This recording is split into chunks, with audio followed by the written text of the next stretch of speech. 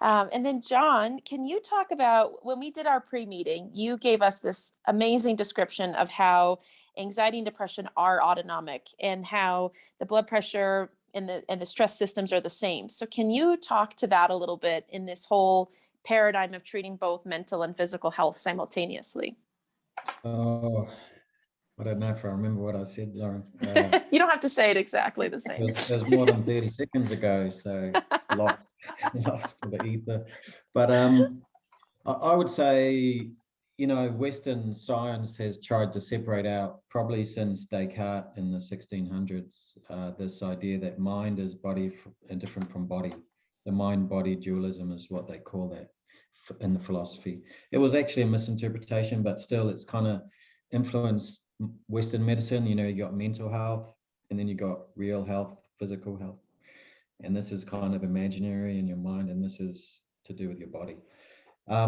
I think the research doesn't support that at all. Like, whether you're talking about depression or anxiety or fainting or trauma, emotional trauma, you're talking about in my mind, a physiological process. And even if you believe in a spirit or a soul, you're also talking about correlates, biological correlates that go along with that kind of emotional experience. And so anxiety, for example, when people experience anxiety, they get an upregulation on the sympathetic stress response side of the autonomic nervous system. And depression can result in multiple different things, but all of these conditions result in changes in blood flow in the brain and how that's operating.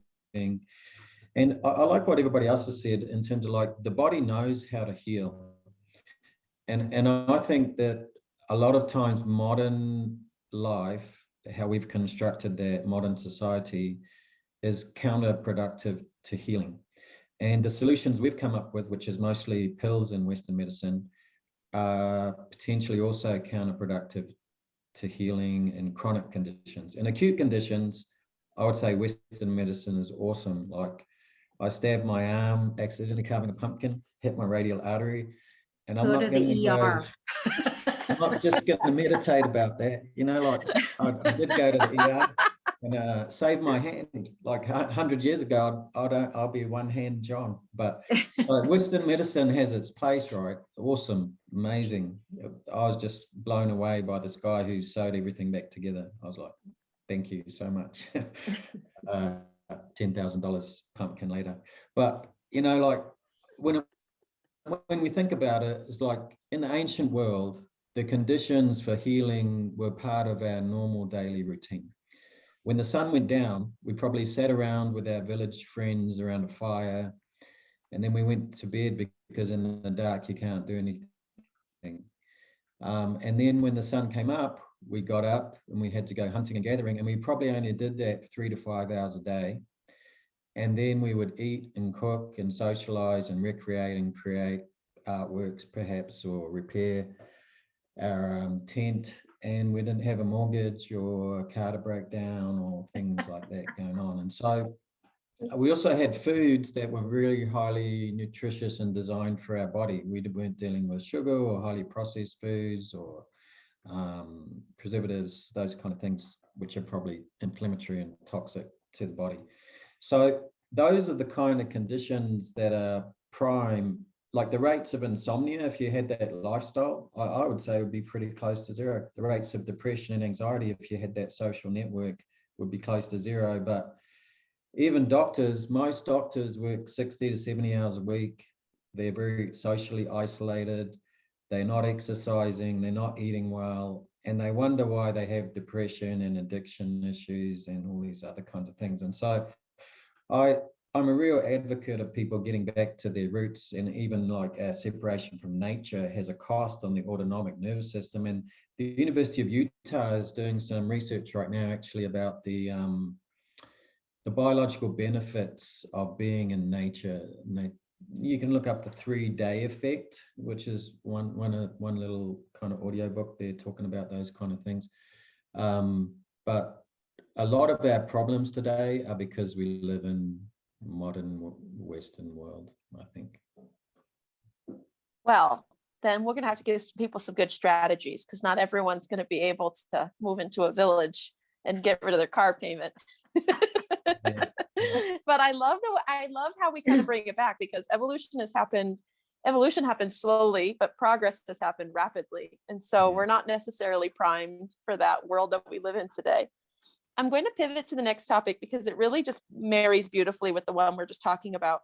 I'm going to go back to Dr. Pertab, and then I want our other two incredible people to talk about the same thing, because chronic pain and how that impacts your specific diagnosis. How does chronic pain impact migraines for Autumn? How does chronic pain marry with dizziness and things like that for Janine? And then how does chronic pain, John, affect our autonomic nervous system and our health? So we'll start with John, and then we'll hear some more about the village, and then we'll move around the circle here. Yeah, so in psychology, we have this thing called the disability cycle, where something starts out like you have a painful condition, and then because you naturally want to avoid pain, you stop moving, so you stop doing enjoyable things, you get depressed, and then there's inflammatory systems that upregulate in the body, and then your pain gets worse. And so you can get caught in this cycle of spiraling downwards and doing less and less over time, and your pain getting worse and worse over time. So that's one of the things I would think is relevant. But the other thing that pain does is it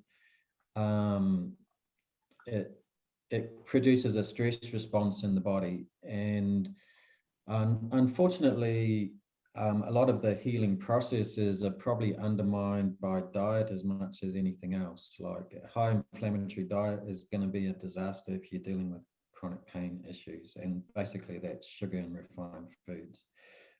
So I think that's my kind of initial thoughts about chronic pain. But when I see a person who's dealing with, whether they're coming through anxiety, depression, brain injury, concussion, whatever, if chronic pain is part of their experience, I will always usually refer to another provider who's a specialist in pain, usually a physical therapist in our clinic, to get that addressed early, because it's very hard to make progress with other things if your pain is not well managed. Like insomnia is often rampant when people are dealing with chronic pain, and that's going to impact mood, and you get in that spiral, it's going to be really challenging. So that's a priority for me. One of the few priorities, actually. Like, I don't recommend that people see a headache specialist or a lot of other kinds of specialists, cognitive specialists. And sometimes, unless they got BPPV, I don't know if this is right, but I don't often refer them to vestibular therapy for dizziness until, but I will refer to a pain specialist very early. Early on, yeah. Janine, how about you? How would you say chronic pain? We know that there's so much chemistry that changes in our brain. There's therapeutic neuroscience education, which could be a 4-day talk in and of itself. But how does that overlay with dizziness and chemically relate? Yeah, so it's a really wonderful topic, because what we know about chronic pain is that neurophysiologically, they've actually been able to define that when you're in acute pain, like when John cuts his arm and needs to have that, there's certain pain that's being processed, or if you get a low back problem. But we know after a certain point, the brain actually changes that, and the pain starts coming from a different place. It's no longer coming from the tissues. It's no longer coming from the joint, or in my dizziness case, it's no longer coming from the ear, but the brain has created a different shift, and a definable shift. Like, they can actually see this on scans. So what we have to know is that where an acute pain problem needs to be addressed in a very specific way, we need to be able to shift to be able to look at this different pathology that's going on. And we absolutely know that with chronic dizziness, some of the same stuff that they found out with chronic pain, it works really well for chronic dizziness. It's working off of a different pathophysiology, meaning we know that the pathophysiology of chronic pain is in the nociceptors and the shifts in the chronic pain centers, where with chronic dizziness, there's actually a pathway in how the brain says, what kind of senses am I going to use? How am I going to weight them? How am I going to weight what's coming from the fight or flight system? So there's actually this definable, chronic pain has taught us that there's a definable change in the pathophysiology, definable pathophysiology. So, what's very amazing to me is that if you look at the neurochemistry that creates a migraine, for instance, it's the exact same neurochemistry that creates anxiety and panic. So the same neurochemistry that's involved in creating some of these acute things can get into a kind of a cycled problem where it keeps perseverating. And so what we as therapists have to do is just do a really good job about saying, are we dealing with the acute problem? And, someone had BPPV where a crystal was out of place and I need to roll it out of place, versus BPV happened. And then, 3 months later, they're still having chronic dizziness and they can't go shopping. And we see that there's a scar. There's like a complication to healing. There's a maladaptation where the brain is shifted. And we can work on it, but we just have to know that it's very different than what the original problem was.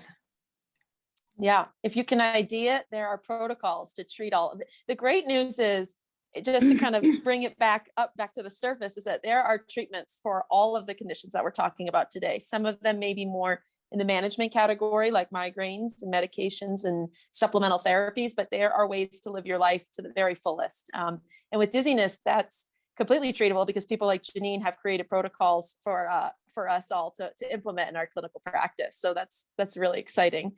Autumn, from your perspective, chronic pain and headaches, how do they relate? I mean, if I've got chronic back pain or I've got chronic pain somewhere else, how can that feed into my headache manifestation? Well, I think that chronic pain just adds a whole other layer of complexity when it comes to trying to get someone out of that perpetual and continuous cycle.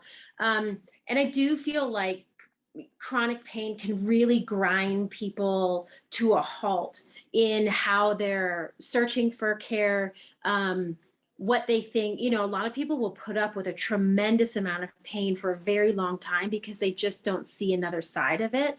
And it really can dampen how they feel about their life and existence. It really puts holds on activity. It really, in terms of enthusiasm for like going out and finding a new practitioner, like nobody they don't feel good.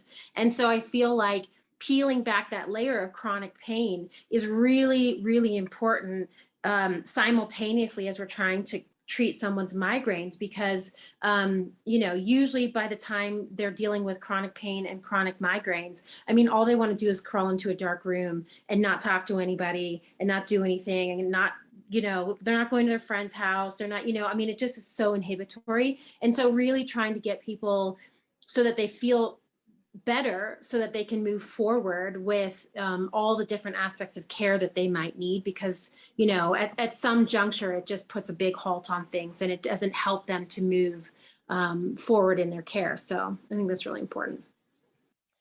I think that's fascinating that you talk about how it grinds your life to a halt, because one of the fascinating things that I get to see as a physical therapist in the clinic dealing with these conditions is, we know that the trajectory is unfortunately not straight, right? It's not a straight linear path. There's ebbs and flows. And it's always a fascinating breaking point in the treatment when a patient says, I had a really bad weekend and I can't believe I used to live like this. This used to be normal for me. And it really helps them get a little bit of perspective of how far they've come. They have that emotional piece of like, am I back to where I was and my life is like this again forever? It's not, it's fine. You'll do some recovery techniques and we'll keep moving forward. But it's really fascinating how much the human condition can become used to a bad situation. And it's not until that situation is lifted and then maybe it comes back a little bit that we realize how far we've really come. Well, I think I don't know if anyone has an opinion, but Well, I think that hope factor, like when you've been suffering for so long and it's just continuous, you don't have a break. And then you find yourself with a little break, whether it be the intensity of the experience or the duration of the experience. And all of a sudden you feel a little bit better and you go, oh, maybe there's a possibility that this, there's something. And I do feel like that's a really, really important piece of it, is that connectivity with the possibility that there is something on the other side. Because if you're just so deep in it, it feels almost impossible to find that light at the end of the tunnel. Yeah, just one quick thought I had was like, a lot of chronic conditions, whether they're mental health conditions or even physiological, like diabetes, hypertension, or whatever, if the only treatment you're offered by the first doctor you go to is a pill, that might be okay for a couple of weeks, but we really advocate for yourself to ask about what behavioral interventions or other providers can help with those kind of problems, because we know if you rely only on a pill for like chronic pain, if it's an opiate, opiates eventually start causing pain. It's called opiate sensitization. So, I think there's not a lot of kind of public awareness of that, because we trust doctors a lot, and because of their role. I mean, they're supposed to be trained in helping people, but the number of people I see with they're on like a muscle relaxant, an opiate, a sleeping pill, an anxiety medication, a depression medication, and wondering why their life is not going smoothly. Because there's a lot of other types of treatments that could probably address those concerns. I think short term, great, maybe, but longer term, be very cautious about that being a monotherapy, just drugs. Yeah, great point. Does anybody have, Becky had a question in the chat. Janine already answered one of them, but does anyone have any opinion about chronic pain and blindness? Are there any specific management techniques that you use for people who have chronic pain and blindness? I guess I would want to follow that question up with, I mean, is this blindness that was from birth? Was it create? I mean, I think there's a few pieces there that are hard to answer, just because you have to find out where that blindness is coming from. Any thoughts on that? So we'll see if she answers back, and then and if anyone else has an opinion, otherwise we'll keep moving. Okay. I don't have an opinion on that, so. Okay, so moving into one more question about, so with migraines and dizziness, there's a vestibular migraine, which has a dizziness in the absence of a headache. Patients really struggle when you tell them they have a vestibular migraine, because we all associate migraine with pain. We know that there's different triggers, and there are parts of life living at high altitude and in a volatile environment that we can't control. So for the two ladies, and if John's got anything to say about this one, but let's say we're going to have a storm coming in, like my headache, I can feel because we've got a pressure system rolling through. What are some things that we could do, because we can't control the weather other than moving? So what are some other things that people could do to set up their day, especially knowing that stress and anxiety maybe trigger some of these symptoms?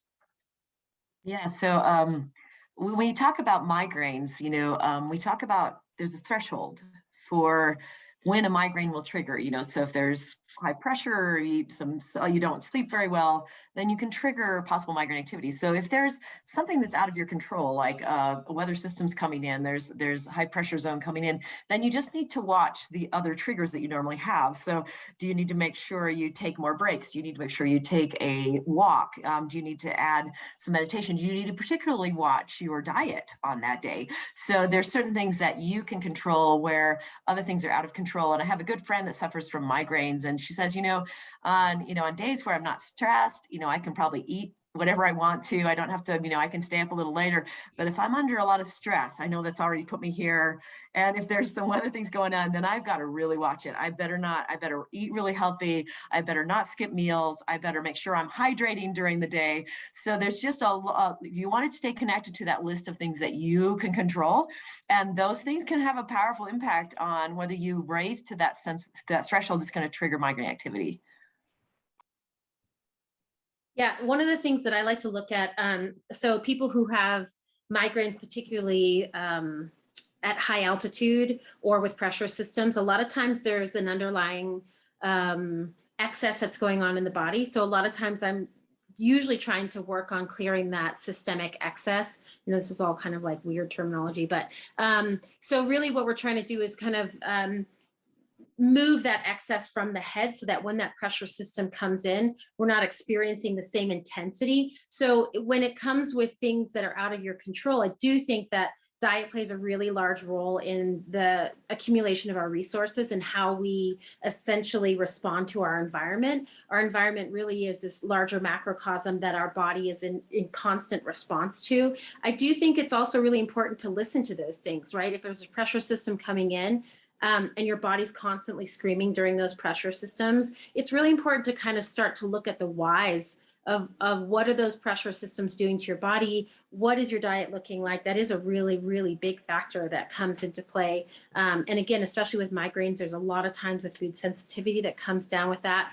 And if there's been any sort of head trauma, a lot of times making sure that the head trauma is continually I mean, not so much the actual trauma itself, but once the trauma has been recovered, there's usually some things that haven't been resolved yet, and continuing to work on those aspects is really important, because that environment is going to continue to give you feedback on where some of those imbalances may lie. So it's just a really good moment in time to listen, to see what's happening in your body, and if there's ways that you might be able to start looking at some mitigation. And I tend to have also some tools that help with high pressure systems, because I'm cool like that. Little ear seed action or something. A little ear seed action, that's it. Little ear seed action. Yeah.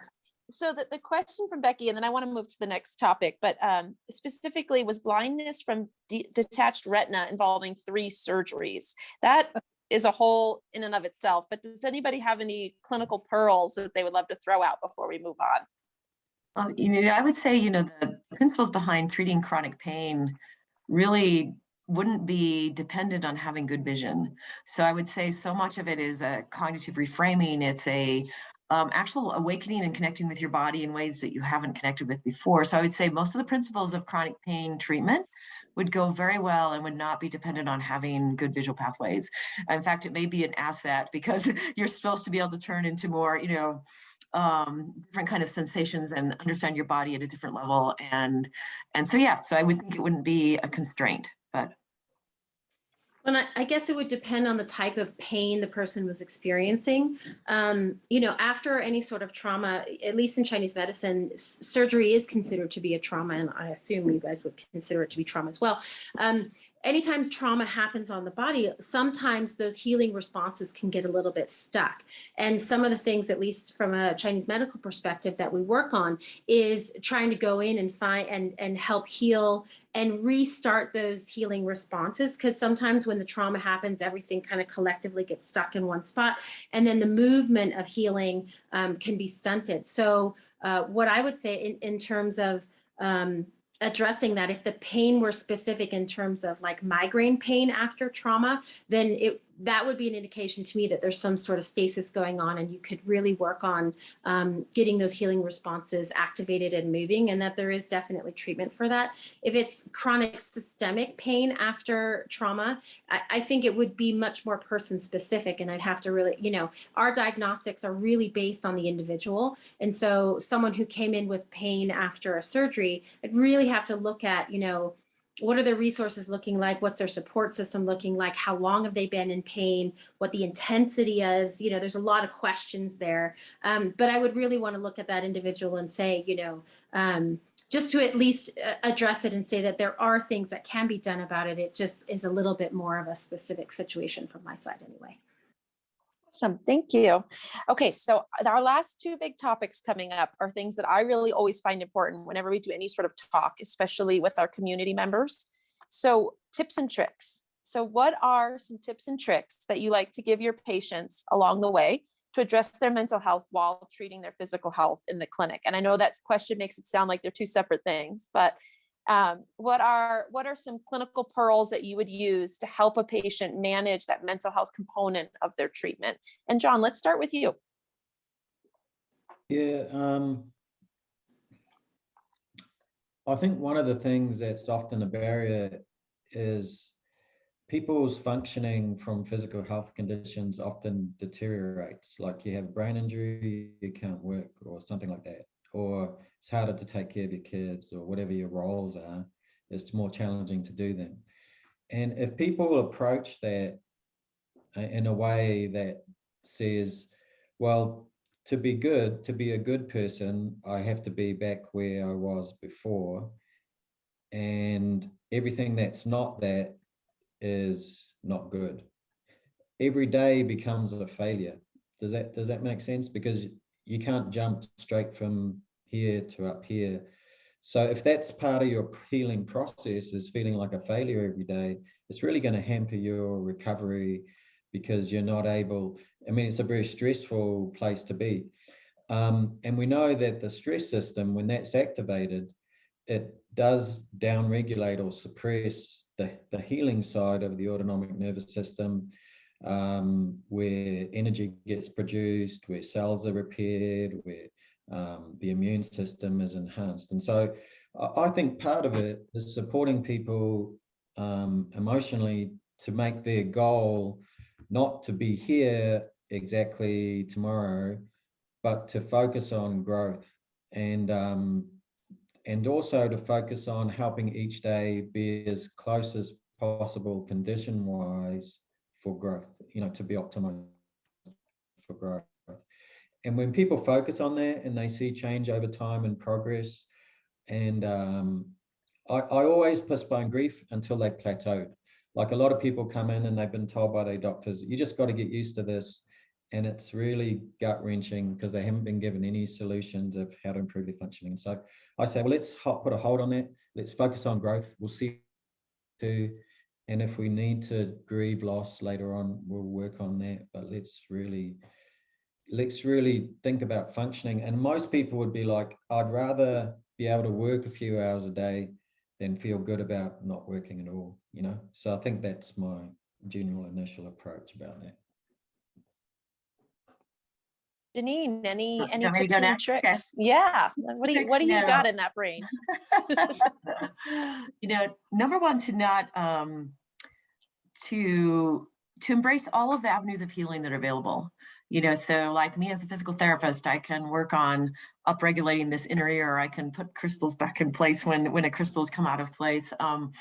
But to really not ever to realize that, can we, treat ourselves as a holistic person, and can we realize that if I address anxiety or my thoughts, like John was talking about, the type of, what they call cognitive reframing or restructuring, cognitive behavioral therapy, that this could be a powerful mode of healing, and that I should not close myself down to any mode of healing that might be available to me. And I know John talked about,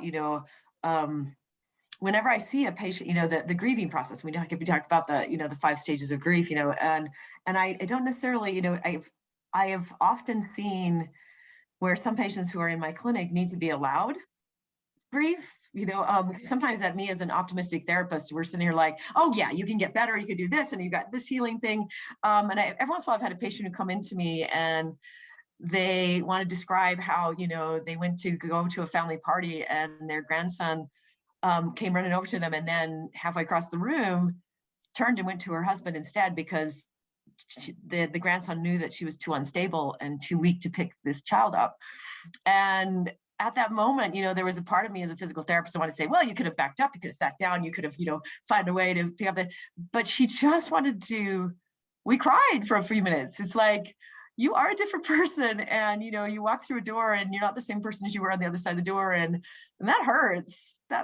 And so I try to let them feel the sense that they're going to have a spectrum of emotions as they go through this healing journey, and that they can allow that spectrum, and that perhaps me as a healthcare provider can witness that space, that sacred space that maybe somebody else in the world knows that hurt. So I try to allow them that space to heal.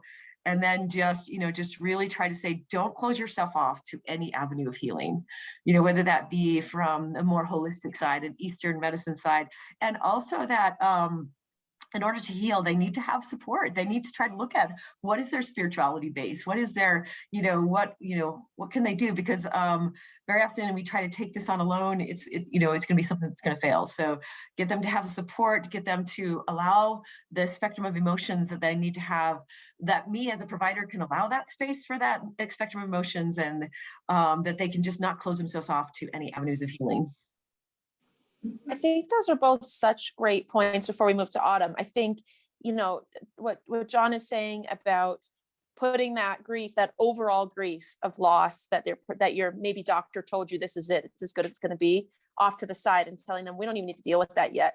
And then also leaving space for those small episodes of grief of how I'm different right now than I was. And I think both perspectives are so important, because we don't want to mourn in total who we lost, right? But we also want to validate and leave a little bit of space for those really hard moments that are going to happen along the way. And if we're seeing you weekly or every other week, we're going to have highs and lows throughout the process, and feeling like it's a safe space is so important. But I also agree with John, because I'll say, I can't worry about that right now. We have to do all the therapies first, and then we'll worry about whatever period of loss that you have at the very end there.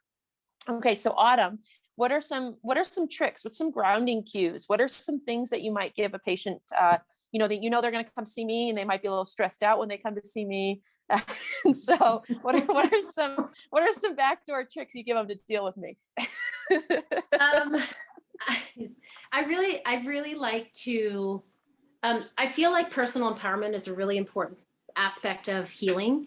I really think it's really important for people to look at the things they can do, and I really like, and from my personal perspective, I really believe that motion affects emotion. So trying to get people to look at how they can look at themselves, how they feel, address and say, yeah, let's work on this. Let's definitely address what's going on. And then I really like to give homework. I really like people to take an active participation in how they are moving forward. A lot of times it will be whether or not it's making dietary changes.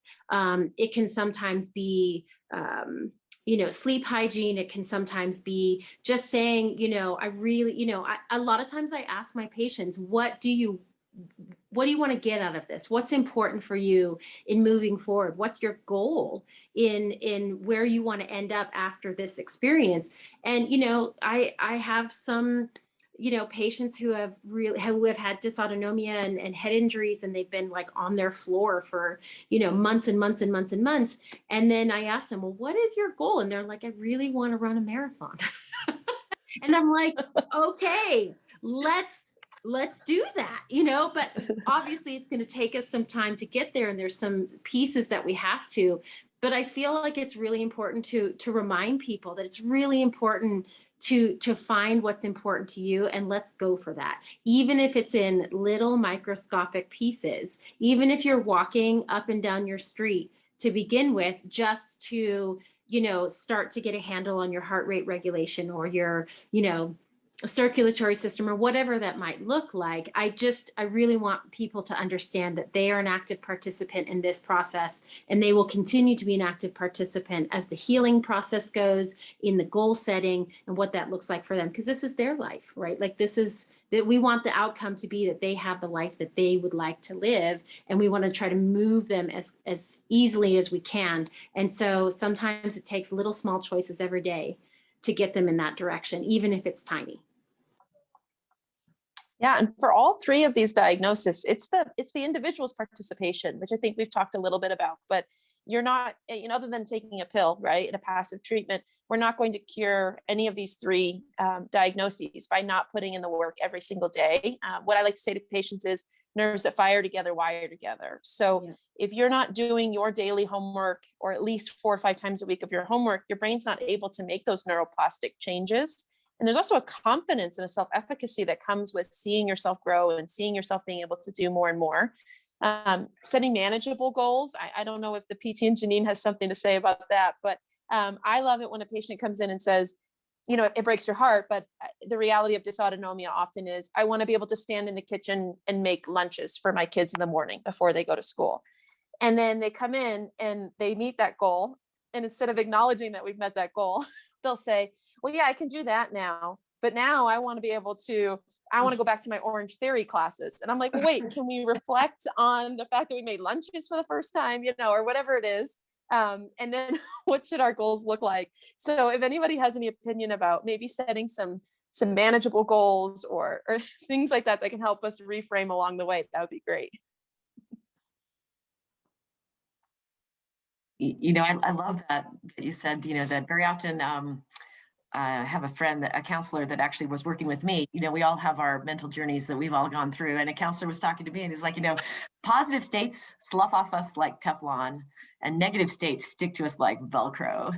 And so one of the things I challenge my patients is, can we learn how to get this brain to stay in a positive state for longer? Because like you said, it's a triumph to be able to make those lunches for your kids, but it's like, it sloughs off. Whereas can we sit with that? Can we sit with the significance of that? And it is, you know, this, can we get our brain to go to a positive state and stay in that positive state a little longer? And I think that's one of the things that Eastern medicine has done so much better than we have in Western medicine, where, you know, it's like, can we, because that's that space of healing, that space of getting out of our fight or flight, that space of being in a positive, and we build tomorrow's accomplishments based on today's successes. And so can we get that? And I love that, Lauren, that, you know, that, hey, wait, no, we're not just blowing over that. We're staying with that. And that's the building stone of something bigger. So.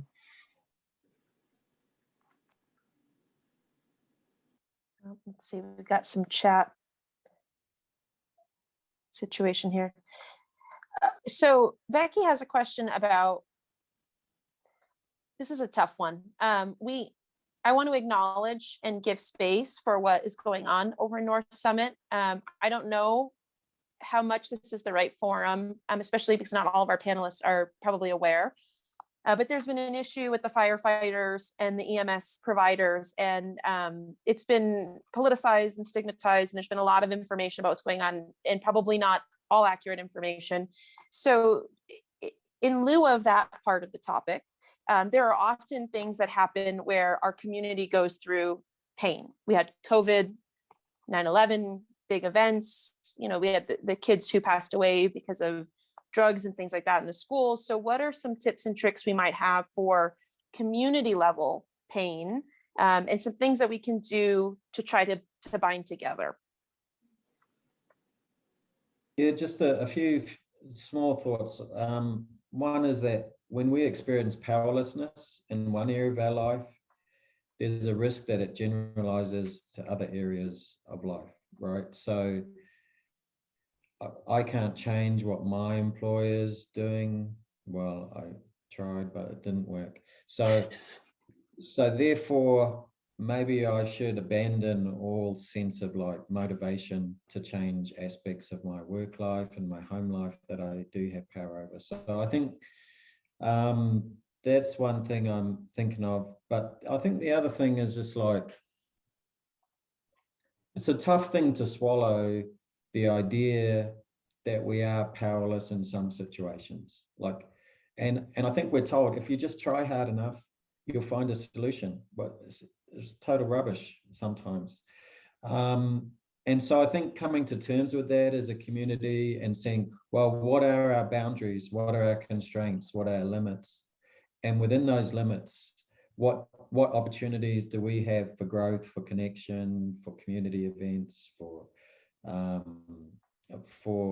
bringing power back into our lives is vital. Because one of the worst things people can do, in my mind, which I see all the time in my own self as well as other people, I feel demoralized. So I stop sleeping well, I stop eating well, I stop socializing. And then you're dealing with not only the powerlessness of the system, oppression that people are going through, or the circumstance like COVID, but you've magnified that by surrendering other aspects of your life to that feeling. I don't know if that helps, but that's my kind of framework around it. No, I think that's very powerful. Well said. Thank you. Does anybody have any last things we didn't get to and you were like, oh, Lauren, I told you I wanted to talk about this. We've got about 3 minutes left. So does anybody have any final pearls or things that they want to say before we sum it all up? I just want to say thank you. Yeah. That's it. I do have one last thought. Sorry, Lauren, I'll let you finish before I put my 2 cents in.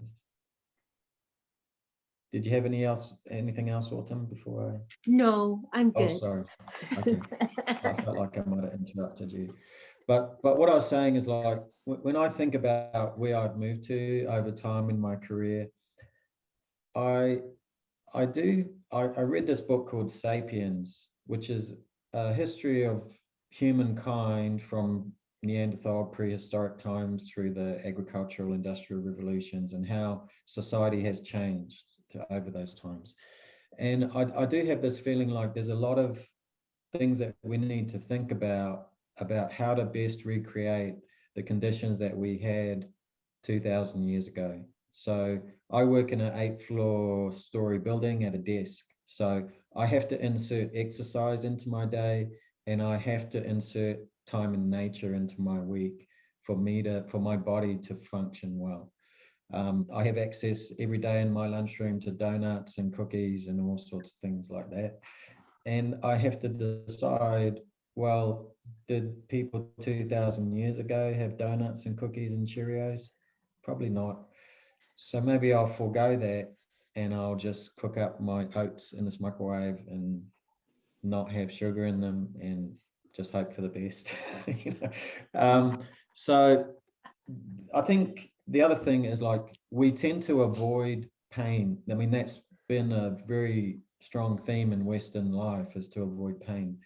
And there's this book called Dopamine Nation, which I read recently, saying that if we fill our lives with treats, whether that's Netflix, whether that's drugs, alcohol, video games, always avoiding discomfort and boredom and all those kind of things that go along with life, we're messing up our brains. And I think that quietness that we miss so much is also something that we need to insert in life. And so meditation and mindfulness, but also getting out of nature is vitally important. I think when we do those things and we try to recreate the social connectedness that people had thousands of years ago, the lifestyle, health-wise, the sleep patterns, the nutritional patterns, the vast majority of my patients find that their emotional issues, their physical pain issues, and their relationship issues tend to improve naturally. So that's my little concluding ideas. That's fascinating. Well, I now have a lot of reading to do, so thank you very much for the homework, but I think it'll be nothing but helpful. I want to thank all of you for spending time with our community members and joining us today. These three are very heavy topics. They can really be disruptive to people's lives. They have a heavy overlay with mental health, but they are treatable conditions. There's so much that we can do. Learning how to self-advocate, learning how to look for the right types of providers is so important. So thank you for all of your knowledge you've shared and for participating with Connect. We really appreciate it. Thank you. Thank you very much. And thank all the organizers. I think Betty was going to take it away. I'm taking it away. Sorry, I'm just going to remove some spotlights here. Oh, Betty, was I Awesome. supposed to? Oh, so sorry.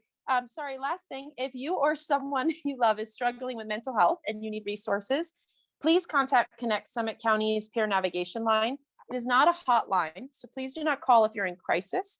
But when you are needing resources and you need to learn how to navigate our health community, please call the peer navigation line. We have both Spanish speaking and English speaking providers available to talk to you. And then I'll hand it over to Betty after I finished up my closing. You are just fine. This is the hotline, or excuse me, this is the peer navigation line information here. And if you go to our website, it's also right there at connectsummitcounty.org. We just want to thank Lauren and all of our amazing panelists for joining us today. There are ways to get involved within our community. You know, the legislative session is happening right now.